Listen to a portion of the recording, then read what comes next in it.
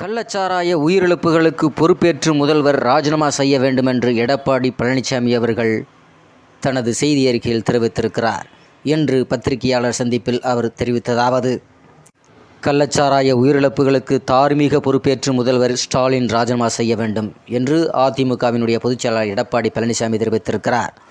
கள்ளச்சாராயம் அருந்தி கள்ளக்குறிச்சி அரசு மருத்துவக் கல்லூரி மருத்துவமனையில் சிகிச்சை பெற்று வருபவர்களை அதிமுக பொதுச்செயலாளர் எடப்பாடி பழனிசாமி அவர்கள் நேரில் சந்தித்து ஆறுதல் கூறியிருக்கிறார். தொடர்ந்து செய்தியாளர்களை சந்தித்த எடப்பாடி பழனிசாமி அவர்கள், வேதனையான சூழல் இது. கள்ளச்சாராயம் பருகி பலர் பாதிக்கப்பட்டுள்ளார்கள். இவ்வளவு அதிகமான பேர் பாதிக்கப்பட்டுள்ளனர் என்பது மிகுந்த அதிர்ச்சியும் வேதனையும் தருகிறது. பாதிக்கப்பட்ட அனைவரும் ஏழைகள்.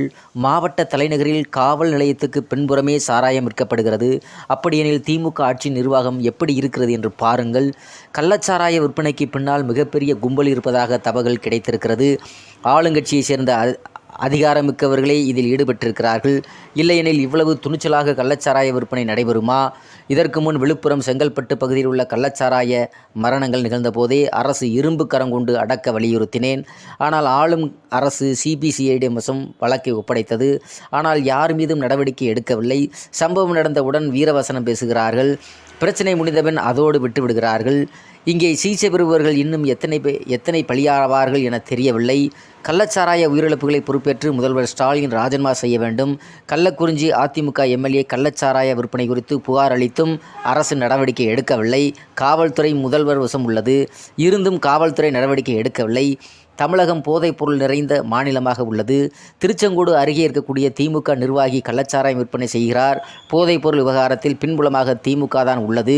கள்ளச்சாராய உயிரிழப்புகளுக்கு தார்மீக பொறுப்பேற்று முதல்வர் ஸ்டாலின் ராஜினாமா செய்ய வேண்டும். அதுதான் பொருத்தமாக இருக்கும். மக்கள் மீது அக்கறை இல்லாத அரசு. முதல்வர் ஸ்டாலினுக்கு ஆட்சி அதிகாரம்தான் முக்கியம். வாக்களித்த மக்களோ நாட்டு மக்கள் மீதோ அவருக்கு கவலை இல்லை என்று தெரிவித்திருக்கிறார்.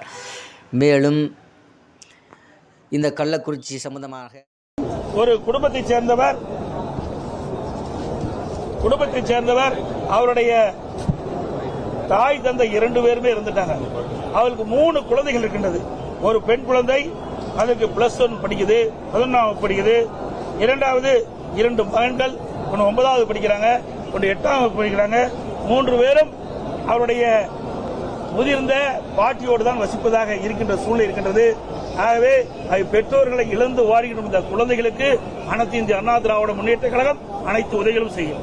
அவருடைய கல்வி செல்வை அரசாங்கமே எங்களுடைய கட்சியை அதிமுக கட்சியை ஏற்றுக்கொள்ளும்.